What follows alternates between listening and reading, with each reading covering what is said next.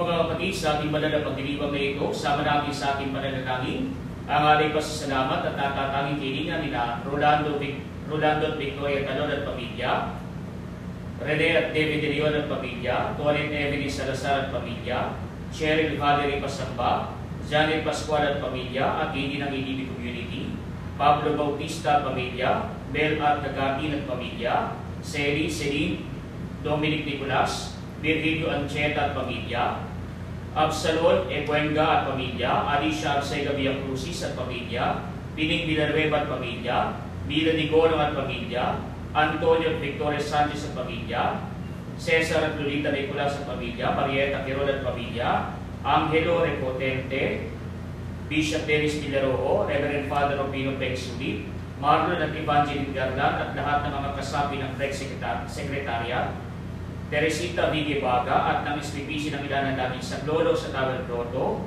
at hindi pa sa kaligtasan ni Ardel at Arlene Mendoza at pamilya, Carol Masones at pamilya, Perra Gayes at pamilya, Jen Tamani at pamilya, Ruela Villero at pamilya, Arman at Amy Isma at pamilya, Josie Brillantes at pamilya, Junat Doris Villajera at pamilya, Pedro at Juana Moradas, Amy Ferry Di Manalo at pamilya, Dayan Bunag at pamilya, Gaspar at Susan Luwale at pamilya, Jim at Jonathan Glenn, Emelita de la Cruz at pamilya, Reynante Davao at pamilya, Doktora Onaisa Katrina Monera at pamilya, Maria G. Adap, Doktora Ken Adap at pamilya, Jovian Cruz, Ivy Lorena at pamilya, Gigi Bautista Alejandro at pamilya, Yvette Barrera at pamilya, Doktora Caroline Enriquez, Dr. Alan Ivan Guevara at pamilya, Dr. Chester Galakis, mga doktor at medical staff ng Our Lady of Fatima Hospital sa Valenzuela at Santo Niño Hospital sa Bustos,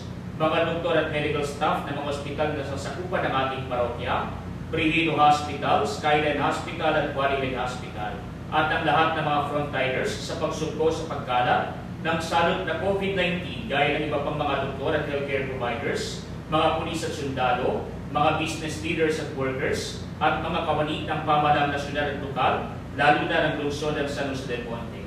Para sa kaarawan nila Quentin Navarro, Ana Serrano, Michelle Tubiera, Chin Catayo, April Lazaro, Basilisa Celso, para sa kagalingan nila Feli Pabian, Dr. Rogelio Buelo Jr., Dr. Carmina Cuetemelia, Samantha Osea, Dr. Betsaida Banaal, Nidat Dainat Ambunan, Leonardo Brenna Kirol, Ellen Ferrer, Richard Carigo, Bena Rizar, Joji Santiago, Adora de Leon at pamilya, Joyce La Chica, Dennis De Ocampo, Dr. Fernando Ayuyao, Quirino Cristobal, Evaria G. Cruz, Sigmund Bernabe, para sa kapayapaan ng kaluluwa ni Malu, Ricardo, Leticia, Frederick, Dean, Roman, Tony, Brian Angelo, Priscilla, Ceredonia, Evelyn, Eric, Gil, Andres, Sofia, Percival Alvaro, Sila, Nelson, Alfredo, Nicolas, Viviana, Epifania, Alejandro, Roy, Unita, Fidela, Isabela, Raquel, Coloy, Maura, Charles Conrad, Alejandro, Enriqueta, Pablito, Marisa, Jaime, Peter, Nestor, Ima Concepcion, Maria Febes, Celia, Rufo, Protasio, Susana, Rodrick, Atanasia, Rodolfo, Berly, Lidia, Elpidio, Regino, Alvaro, Maricel, Maria Teresita, Jose, Teodora, Marco, Petra, Seria, Laureano, Justine, Lucila, Flor, Simplicio, mga doktor at frontliners na namayapa na at sa mga naging biktima ng salot ng COVID-19. Lahat ng mga namayapang lektor ng Diocese ng Malolos at sa lahat ng mga kaawa-awang kaluluwa sa purgatorio. Sa ngalan ng Ama at ng Anak at ng Espiritu Santo, Amen. Sumainyo ang Panginoon. Sumayo. Mga kapatid, tinipon tayo bilang mga kalindangan ka ng Diyos, kaya lumulog tayo sa bawaing Panginoon na nagpapatawad sa atin ng lubos. Sinugong tagapagpagaling sa mga nagsisisi, Panginoon, kaawaan kami. Panginoon, kaawaan mo kami. Dumating na tagapaganyay ng mga makasalamay magsisi, Kristo, kaawaan kami. Kristo, kaawaan mo kami. Nakaluklukas sa kanan ng Diyos, Ama, para pamagitan kami, Panginoon, kaawaan kami. Panginoon, kaawaan mo kami. Kaawaan tayo ng makapangyarihang Diyos, patawarin sa ating mga kasalanan, at patnubayan tayo sa buhay na walang hanggan. Amen. Papuri sa Diyos sa kaitasan. Papuri Papuri sa Diyos, sa kahitaasan. Papuri sa Diyos, at sa lupa'y kapayapaan. Sa mga taong kinalundan niya, pinupuri ka namin, inarangal ka namin, sinasamba ka namin, ibinagbunyi ka namin. Inasasalamatan ka namin sa iyong dakilang kapurihan. Panginoong Diyos, Hari ng langit, Diyos amang makapangyarihan sa lahat. Panginoong Jesucristo, bugtong na lang. Panginoong Diyos, Kordero ng Diyos, anak ng naman. Ikaw na nagalis ng mga kasalanan ng mundo. Maawa ka sa amin.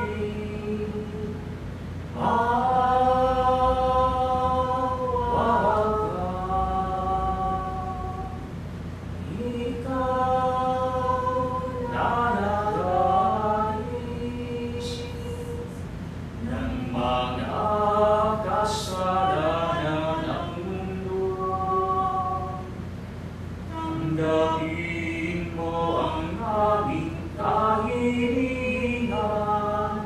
Ikaw na natulog sa kanan ng lahat. Sapagkat ikaw lang ang mahal at ang kataas-taasan. Ikaw lamang, O Jesucristo, ang Panginoon, kasama ng Espiritu Santo, sa kadakilaan ng Diyos Ama. Manalangin tayo. Ama naming makapangyarihan, kami pinaninigayan mo taon-taon sa paglibang sa Pasko ng pagkabuhay ng Panginoon naming mahal. Ipagalo mo ang pagdiriwang namin dito sa lupang ibabaw ay magpagidapat na kami sumagi sa ligayang pangmagpakailanman. Kasama ng Espiritu Santo, magpasawalang hanggan. Amen.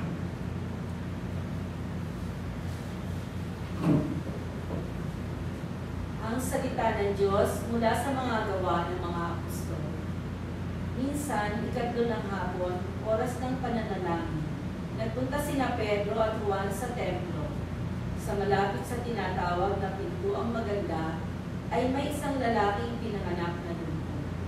Dinadala siya roon araw-araw upang magpalimos. Nang makita niya sina Pedro at Juan na papasok sa templo, siya'y nanghingi ng limos. Tinitigan siya ng dalawa at sinabihan ni Pedro, "Tumingin ka sa amin." Tumingin nga siya sa pag-asang siya'y lilimusan. Ngunit sinabi ni Pedro, "Wala akong pilak o ginto, subalit may iba akong ibibigay sa iyo. Sa ngalan ni Jesucristong taga-Nazaret, lumakad ka." Hinawakan niya sa kanang kamay ang lumpo at itinindi. Pagdakay lumakas ang mga paa at bukong-bukong ng lalaki. Ito'y napalukso at nagsimulang lumakad. Malukso-lukso siyang pumasok sa templo kasama nila at masayang nagpupuri sa Diyos. Nakita ng lahat na siya'y lumalakad at nagpupuri sa Diyos. Nang kilala sila nang makilala nilang siya ang pulubing dati nakaupo sa pintuang maganda ng templo. Ang salita ng Diyos. Salamat sa Diyos. Diyos ay dapat parangalan ng banal niyang sambayanan. Diyos ay dapat parangalan ng banal niyang sambayanan. Dapat na ang Diyos, itong Panginoon, ay pasalamatan. Ang kanyang ginawa sa lahat ng bansa ay dapat ipaalam. Siya ay purihin, suubin ng awit, ating papurihan. Ang kahangahangang mga gawa niya dapat na isa-isay. Diyos ay dapat parangalan ng banal niyang sambayanan. Tayo ay magalak, yamang lahat tayo ay tunay na Kanya. Ang Kanyang pangalan, ang pangalang banal, napakadakila. Lahat ng may nais maglingkod sa poon, dapat na magsaya. Siya ay hanapin at ang Kanyang lakas ay siyang asahan. Siya ay hanapin upang mamalagi sa Kanyang harapan. Diyos ay dapat parangalan ng banal niyang sambayanan. Ito'y nasaksihan ng mga alipin anak ni Abraham. Gayon din ang lahat na anak ni Jacob na kanyang hinirang. Ang Panginoong Diyos ay ang Panginoon. Siya ang ating Diyos. Sa kanyang paghatol ay ang nasasaklaw buong sansimundo. Diyos ay dapat parangalan ng banal niyang sambayanan. Ang tipang pangako'y lagi nasa isip niya kailanman. Ang mga pangakong kanyang binitiwan sa lahat ng angkan. Ang tipan ng Diyos ay unang ginawa niya kay Abraham at may pangako ring ginawa kay Isaac na lingkod na mahal. Diyos ay dapat parangalan ng banal niyang sambayanan.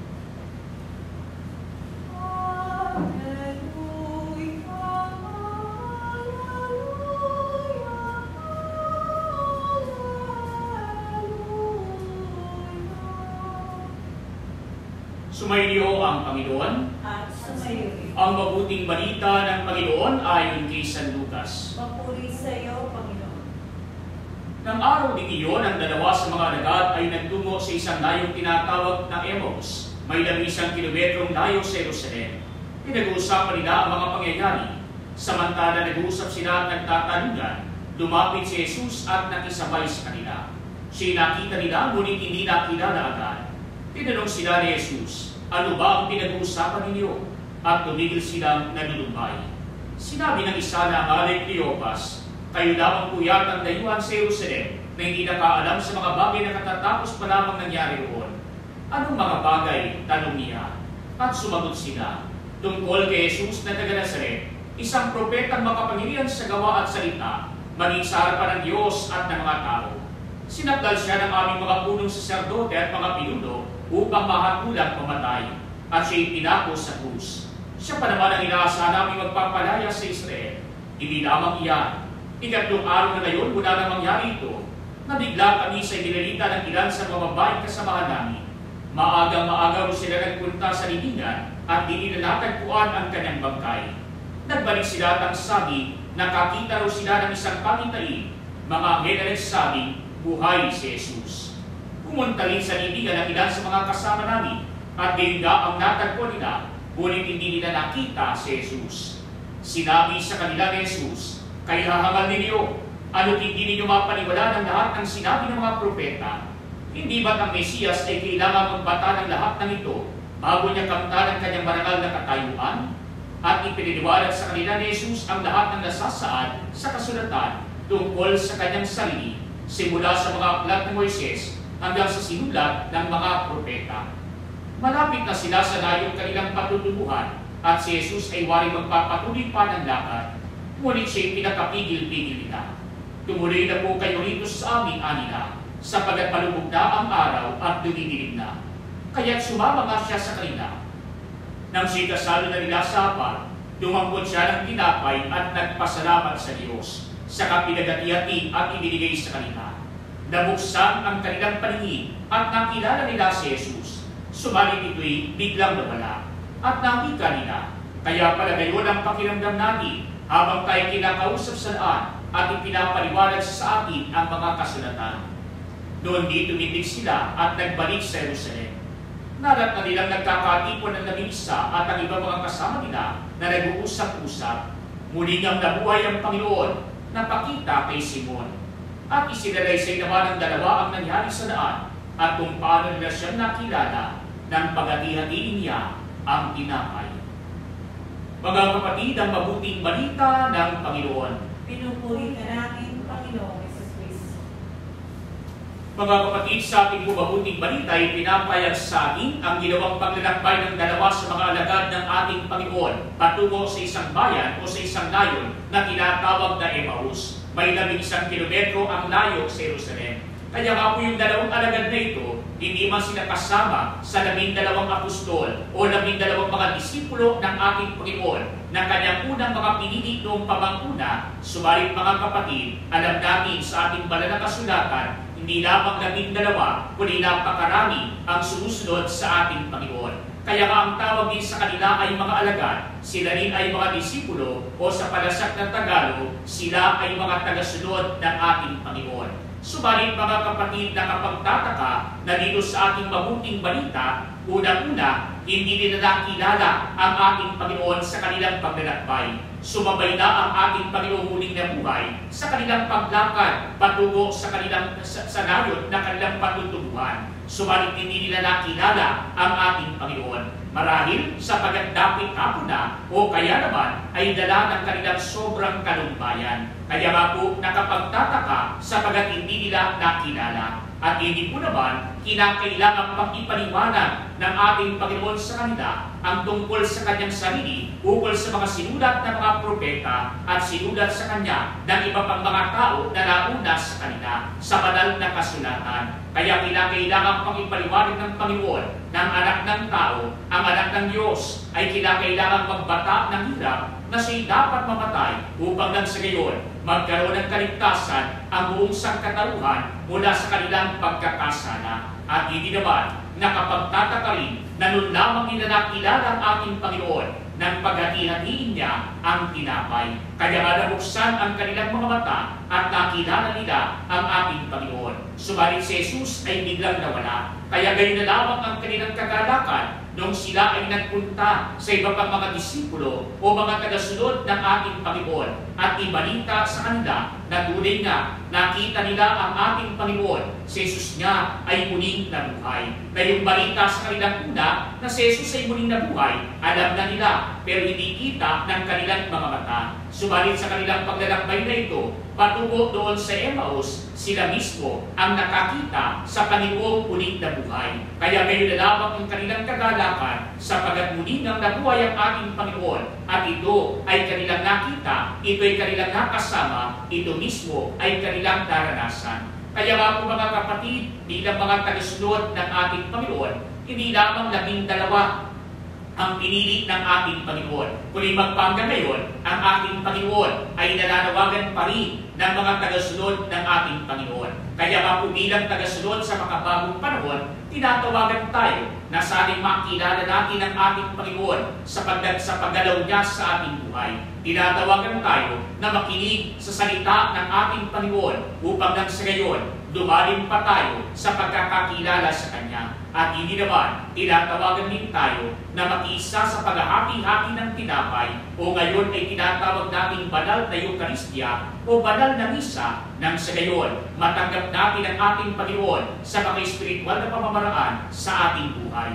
Kaya nga po bilang mga tagasunod, tinatawagan tayo maging tunay na sumusunod sa ating Panginoon bilang Kanyang disipulo. Pero pansinin po natin mga kapatid, kuminsan, iba't ibang uri ng tagasunod ang meron tayo sa ating paligid. Kaya nga po yung iba, mga kapatid, paano sila nagiging tagasunod ng ating Panginoon? Yung iba, hindi man perpekto, pero yung iba, kulang na kulang. Yung iba naman, nagsusumikap, pero kinakailangan pa rin ang patuloy na pagsunod sa ating Panginoon. Kaya nga kung meron tayong tinatawag na yung iba, ay mga hindi lamang tagasunod, yung iba ay mga tanga-sunod. Bakit? Sapagat mga kapatid, yung mga taga-sunod, anong ibig sabihin doon? Sunod ka ng sunod, hindi mo naman pala kilala ang iyong sinusundan. Kaya nga po, yun yung mga tanga-sunod. Sunod ka ng sunod, pero hindi mo lubusang nauunawaan ang iyong sinusundan. Kaya nga po sa atin, upang maunawaan natin ang lubusan ang ating pagsunod, magbasa ng banal na kasulatan, isabuhay ang pananampalataya, alamin ang aral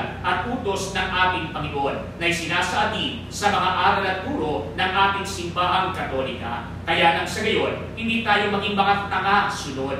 Samantala naman mga kapatid, meron namang iba, hindi nga mga tanga-sunod, pero yung iba naman, mga taga-sunod. alam ang mga utos, alam ang mga aral at turo ng simbahan, alam ang mga mensahe ng ating Panginoon. Pero bakit sumusunod? Kasi natatakot. Kaya nung araw ay sinasabi, para kang hinahabol ng taga. At anong ibig sabihin? Kaya ka tumatakbo kasi ikaw ay natatakot. Kaya yung mga taga-sunod, ito naman, yung mga sumusunod lang sapagat natatakot. Kaya nga po mga kapatid, yung iba, anong napapantayan sa buhay? Kaya ako nagsisimba kasi natatakot ako na mapunta sa impyerno. Kaya nga po kapag ganoon, kulang yung ating pagsisimba. Bakit? Kasi kaya ka nagsisimba, gusto mong magpasalamat sa Diyos. Kaya ka nagsisimba sapagat mahal mo ang Diyos. Kaya ka nagsisimba sapagat gusto mong makaligi ang Panginoon sa pinakamataas na panalangin. Pero meron namang iba, kaya nagsisimba, natatakot na sila ay dalhin sa impyerno. Kaya nga po kapag puro takot lamang at walang pag-ibig ang namayani sa atin, kulang yung ginagawa nating pagsunod sa ating Panginoon. Kaya din po naman mga kapatid, meron namang iba, ang tawag sa kanila, mga tagay-sunod. Bakit? Sapagat yung mga tagay-sunod, magsisimba lang, susunod lang sa ating Panginoon kapag merong makikita. Kaya pansinin po ninyo, kapag kapuling-puling ko, yung iba hindi nagsisimba. Pero kapag halimbawa, in-announce ng parokya, meron tayong pamaskong handog o meron tayong ibibigay sa lahat ng mga nagsisimba, ang buong simbahan punong-puno. Ang buong simbahan kulang pa sa dami ng nagsisimba. Kaya nga mga kapatid, ang tawag doon, mga tagay-sunod. Bakit? Sapagat kung ano lang ang makikita, yun lang ang kanilang pupuntahan. Kaya sila pupunta sapagat meron silang makukuha. Samantala naman mga kapatid, meron namang iba ang tawag sa kanila, mga tinga-sunod. Bakit? Sapagat kung ano lang ang tinga, yun lang ang para sa Panginoon. Yung lahat para sa kanila na. Kaya kapag mayroong pamaskong handog, nagmamadali. Pero kapag tinatawagan, mag-abuloy tayo para makatulong tayo doon sa mga nangangailangan, unti-unti nawawalang parang hula. Bakit? Sapagat ang laging sinasabi, hayaan nyo na yung iba na tumulong, hayaan nyo na yung iba na magbigay. Kaya nga po yung iba, mga tinga-sunod. No? Kaya nga po mga kapatid, no? Katulad po ng nangyayari sa atin, no? Minsan binabati ko sa simbahan, anong ginagawa? Pero sa ating po mga kapatid, ay sa ating lipunan, sa ating simbahan, ay ilang pong mga nangangailangan na nating kapatid, yung binigyan ng gift check, no? Mga gift checks o mga gift certificates. Bakit? Para lang sa gayon, makaibis sa kanilang pangangailangan. Hindi man sasapat sa lahat, pero ginagawa ng simbahan yung kanyang nararapat gawin. Kaya lamang mga kapatid,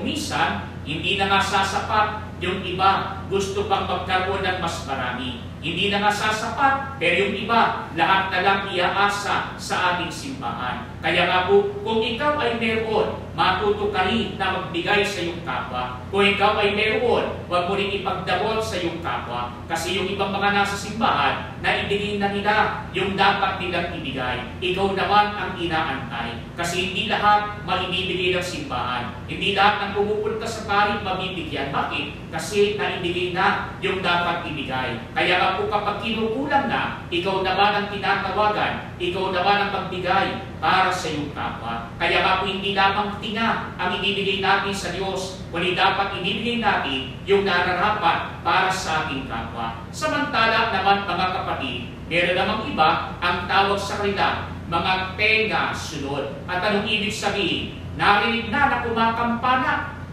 Tapos, anong sinasabi? Mamaya na lang, kasi inaantok pa. Mamaya na lang. Kaya kapag kagising, kumampana na naman. Ano naman ang sinasabi? Mamaya na lang, linggo naman, magpapahinga muna. Kaya nga po maya-maya, kumalembang na naman yung kampana ng simbahan. Anong sinasabi? Hahabol na lang ako. Pagkatapos, yung huling kalembang, pupungas-pungas ka pa. Pagkatapos yung pala, huling misa na, hindi ka na umabot. Kaya nga po mga kapatid, nararanasan natin ngayon, yung mga misa natin puro online. Hindi katulad dati na meron tayong kalayaan na pumunta sa simbahan. Pero yung iba, ang lapit ng bahay sa simbahan, kumakalembang na, pero parang ang mga tenga nila nakasarado. Pasok sa kanan, lalabas sa kaliwa, parang walang nangyari. narinig na yung kampana pero hindi pa rin tumitinag. Kaya merong tinatawag mga tenga sunod.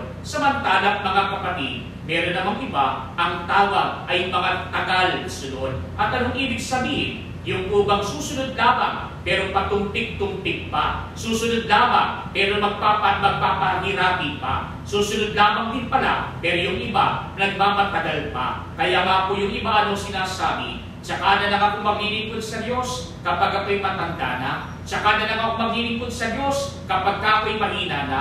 Maglilingkod na lang ako sa Diyos kapag ako'y retirado na. Pero mga kapatid, nung ikaw ay retirado na, nung ikaw'y mahina na, nung ikaw'y may sakit na, hindi ka na makapaglingkod kasi hindi mo na kaya. Kaya nga po mga kapatid, nagpatuntik-tuntik ka, maraming panahon na ibinigay sa iyo ang Panginoon bilang biyaya, pero hindi ka na nagbabalik bilang pasasalamat sa ating Panginoon ng iyong nakayanan. Hindi palaging salapi, kumisan, yung ikaw mismo'y maglingkod bilang kasapi ng mga ministry ng ating simbahan, isang malaki na bagay na, isang paglilingkod na, hindi palaging salapi.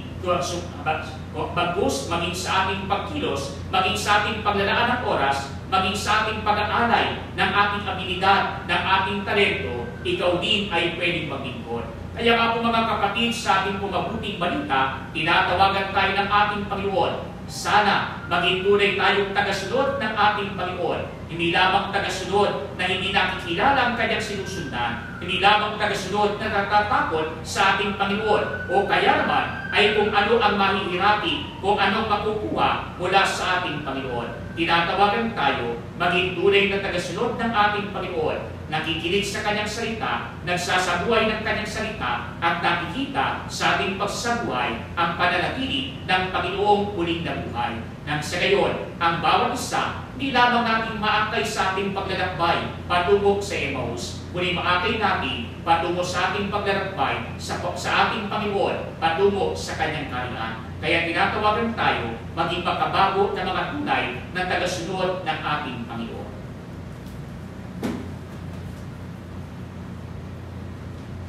Mga kapatid, sa pag-alala natin kung paano nakilala ng mga alagad si Jesus sa paghahati-hati ng tinapay sa daan patungong Emmaus, manalangin tayo sa Diyos Ama upang magkaroon tayo ng higit na malalim na pagpapahalaga sa muling na buhay ng Kristo bilang ating pagkain espiritual para sa ating paglalakbay sa buhay.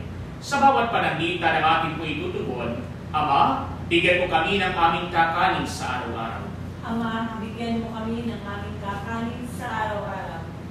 Ang Santo Papa at mga obispo, naway mabisang ipahayag ang mensahe ng pag-asa sa pamamagitan ng kanilang buhay na banal. Manalangin tayo sa Panginoon. Ama, bigyan mo kami ng aming kakanin sa araw-araw. Ang mga pinuno ng pamahalaan, naway makapaghatid ng pag-asa at ginhawa sa ating bayan sa pamamagitan ng kanilang lubos na paglilingkod. Manalangin tayo sa Panginoon. Ama, bigyan mo kami ng aming kakanin sa araw-araw. At tinawang maunawaan kung bakit kailangang magpakasakit ni Kristo at muling mabuhay mula sa mga patay sa ikatlong araw. Manalangin tayo sa Panginoon. Ama, bigyan mo kami ng aming kakanin sa araw-araw. Ang mga may sakit naway pagalingin at palakasin sa kanilang pagtanggap sa Eucharistia. Manalangin tayo sa Panginoon. Ama, bigyan mo kami ng aming kakanin sa araw-araw. Ang mga yumao naway magtamasa ng kaganapan ng buhay sa piling ni Kristo muling na buhay. Manalangin tayo sa Panginoon. Ama, bigyan mo kami ng aming kakanin sa araw-araw. Ama naming nasa langit, pagkalooban mo kami ng malalim na pananampalatayang nararapat upang makilala namin ang iyong anak sa lahat ng mga pagkakataon sa aming buhay. Hinihiling namin ito sa pamamagitan ni Kristo na aming Panginoon. Amen.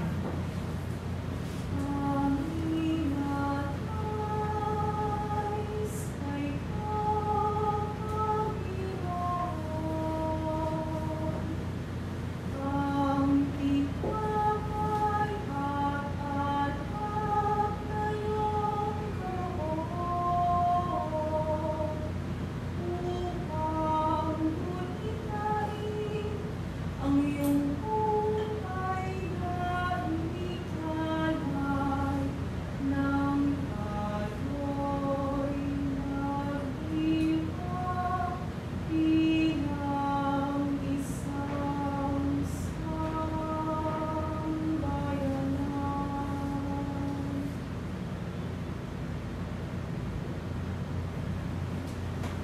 Manalangin kayo mga kapatid upang itong paghahain ay maging kalugod-lugod sa iyo sa mga makapangyarihan. Tanggapin nawa ng Panginoon itong paghahain sa iyong mga kamay, sa premya at karangalan sa ating kapakinabangan at sa buong sambayanan niya.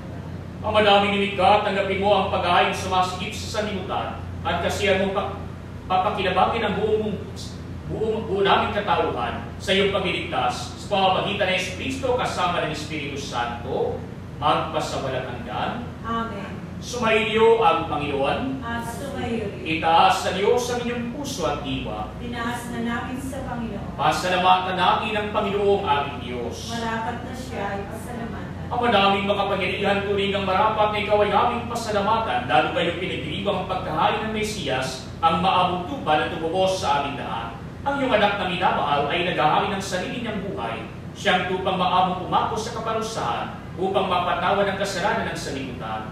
Sa pagkamatay niya sa malalang krus, ang kamatayan namin ay kanyang nilupi. Sa pagkabuhay niya bilang malulubos, pag-asa at pagkabuhay ay aming nakamit. Kaya kaysa ng mga anghel na nagsisiawit ng papuri sa iyo, nang walang humpay sa kalangitan, kami nagbubunyi sa iyong kadakilaan. Santo, Santo, Santo, Panginoong Diyos ng mga puno, napupuno ang langit at lupa ng kadakilaan, o sana sa kaitaasan. Pinagpala ang nabairito sa ngalan ng Panginoon, o sana sa kaitaasan.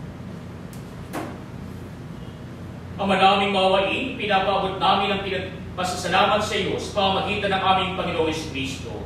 Pinapakiusap namin sa pamamagitan na namo ito na mga kaloob namin at tanggapin at paspasan mo sa pagdiriwang namin ang paghahalin sa iyo. Iniaari namin ito sa iyo unang-una para sa iyong banal na simbahang Katolika. Pagkalooban mo ng kapayapaan at pagkukup, pagkakayos at pagtataguyod, ang mga kanin nito sa Sansilupo. Kaysa ng aming Papa Francisco na iyong lingkod, kasama ng aming Obispong si Dennis at ng lahat ng nananalig at nagpapalaganap sa pananampalatayang Katoliko na galing sa mga apostol. Ama namin, iyong alalahanin na iyong mga anak na may aming dinadalangin.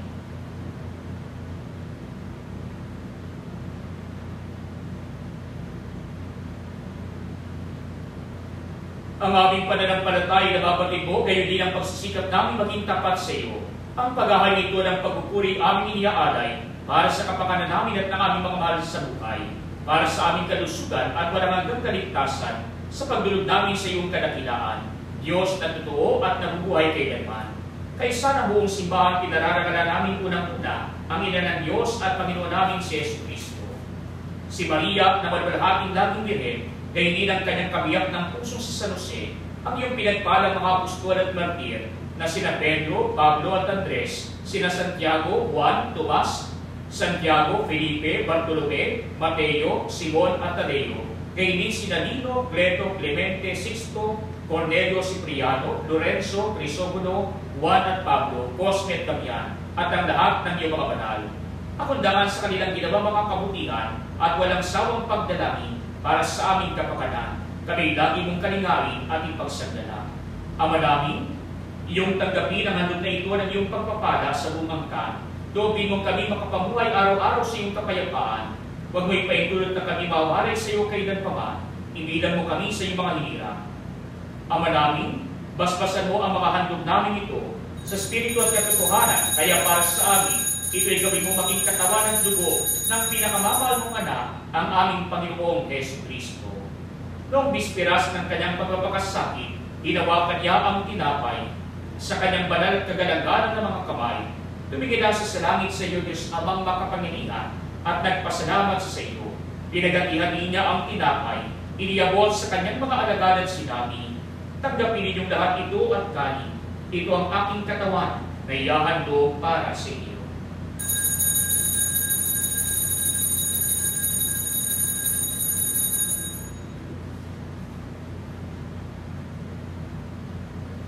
Ngayon din naman, noong matapos ang hapunan, hinawakan niya ang kanis na ito ng pagpapala sa kanyang banal at kagalangalan ng mga kamay. Muli kanyang pinasalamatan, iniyabot niya ang kanis sa kanyang mga alagad at sinabi, tanggapin ninyong lahat ito at inumin. Ito ang kanis ng aking dugo, ng bago't walang hanggang tipan. Ang aking dugo na ibubuhos para sa inyo at para sa lahat, sa pagpapatawad ng mga kasalanan. Gawin niyo ito sa pag-alala sa akin.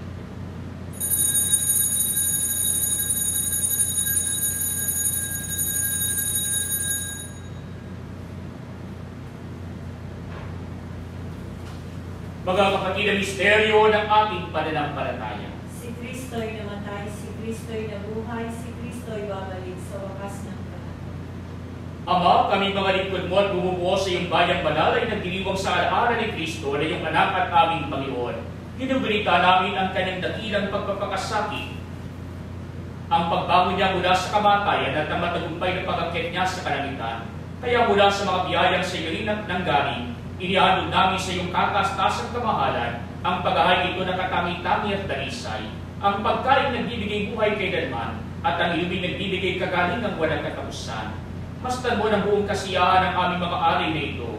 Ganapin mo sa mga ito ang ginawa mo sa mga handog ni Abel, ang lingkod na matapat sa iyo, sa paghahay ni Abraham na ama namin sa pananampalatayang totoo, at si Iniendang tinapit alak ni Melchizedek na paring hirang mo. Paunlakan mo ngayong tanggapin ang banal at dalisay ng paghahay. Makapangyarihang Diyos, iniiling namin iyong ipakyat sa banal mong anghel ang mga alay na ito sa dakilang damba na nasa iyong harap, upang sa pagsasalo sa banal na katawan at dugo ng iyong anak, sa pakikinabang namin ngayon dito sa banal mong hapa, kami ay mapuspos ng iyong pagpapala at talang pagmabasbas. Ama namin, iyo rin adalahan ng mga anak mong naunang yumaos sa amin, sa pag-imlay sa iyong kapayapaan, yayamang ang tatak ng pananampalataya ay kanilang taglay, at sila ngayon ay aming ipinagdarasal.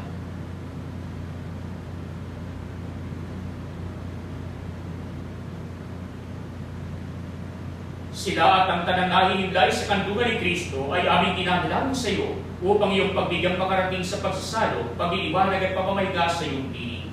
Kahit kami mga makasalanan ng lingkod, kami rin ay nagtitiwala sa iyo nag-uumapaw sa pagkamapagbigay sa aming pamumuhay araw-araw. Kaya pag-idapati mo rin kami makaunay at makapiling ng iyong anak, ng iyong mga banal na apostol at martir, kasama ni Juan Bautista, Esteban, Matias, Bernabe, Ignacio, Alejandro, Marcelino, Pedro, Felicidad, Perpetua, Agatha, Lucia, Agnes, Cecilia, Anastasia, at ng lahat ng iyong mga banal. Kami naway makapisa nila inilal sa aming ginagawang kabutiang kulang na kulang, kundi pakundangan sa iyong pagpupuno sa aming kakulangan, sa pamamagitan ng aming Panginoong Kristo. Sa kanyang pamamagitan, ang tanang mabubuting kalubong ito ay lagi mong pinairal, pinababanal, binubuhay, binabasbasan at sa aming ibinibigay. Sa pamamagitan ni Kristo, kasama na sa Kanya, ang lahat ng parangal at papuri ay sa iyo, Diyos Amang makapangyarihan, kasama ng Espiritu Santo, magpasawalang hanggan. Amen. Mga kapatid, sa tagubilin ng mga nakagagaling na utos at turo ni Jesus na Panginoon natin at Diyos, ipahayag natin ang lakas loob. Sumasalangit ka, sambahin ang ngalan mo, mapasahangin ang kaharian mo, sundin ang loob mo. Dito sa lupa, para ng sa langit, bigyan mo kami ngayon ng aming kakanin sa araw-araw,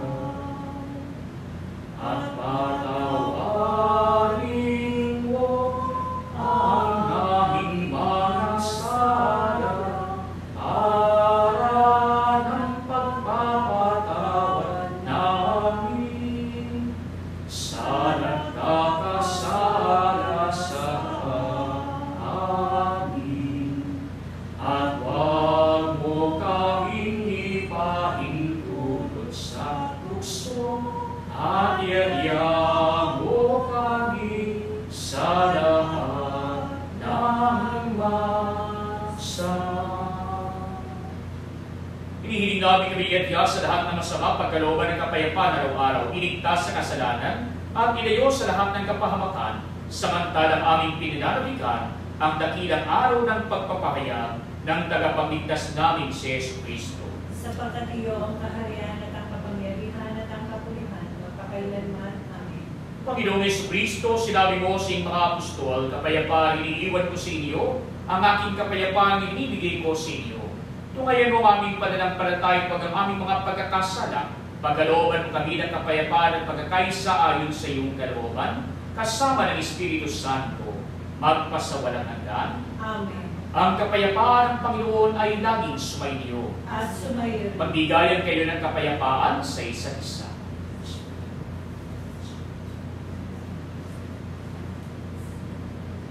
Kordero ng Diyos na nag-aalis ng mga kasalanan ng sanlibutan, maawa ka sa amin. Kordero ng Diyos na nag-aalis ng mga kasalanan ng sanlibutan, maawa ka sa amin. Kordero ng Diyos na nag-aalis ng mga kasalanan ng sanlibutan, ipagkaloob mo sa amin ang kapayapaan. Mga kapatid, ito si Kristo ang kordero ng Diyos na nag-aalis ng mga kasalanan ng sanlibutan. Mapapalad tayo inaanyayahan sa kanyang piging. Panginoon, hindi ako dapat na magpatuloy sa iyo. Ngunit sa isang salita mo lamang ay gagawin na.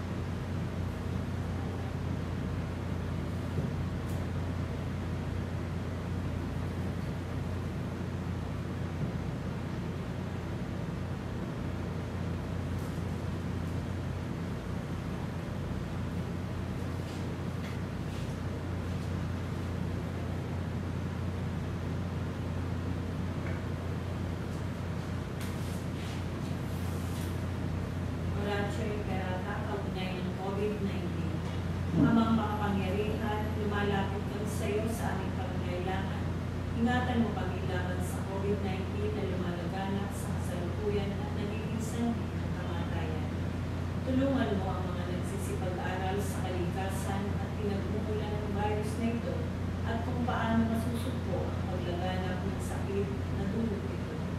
Gabayan mo ang mga kamay at isipan ng mga eksperto sa medisina nang mapaglingkod ang kanila ng may puso at kakayahan, ang mga may karamdaman at sa mga sakay ng pamahalaan at mga pribadong ahensya na makatagpo ng lunas at solusyon sa salot na ito. Sinasamo namin ang mga ninakuha ng sakit na ito ay may balik sa kalusugan sa madaling panahon. Kumilos nawa kami sa ikabubuti ng lahat at matulungan ang lahat ng nangangailangan. Hinihiling namin ito sa pamamagitan ng Jesucristo, kasama ng Espiritu Santo, magpasawalang hanggan. Amen. Maria, takbuhan ng mga Kristiyano. Panalangin mo kami. San Rafael Arcangel. Panalangin mo kami. San Roque. Panalangin mo kami. San Lorenzo Luis. Panalangin mo kami. San Pedro Alonso. Panalangin mo kami. San Pedro Apostol. Panalangin mo kami.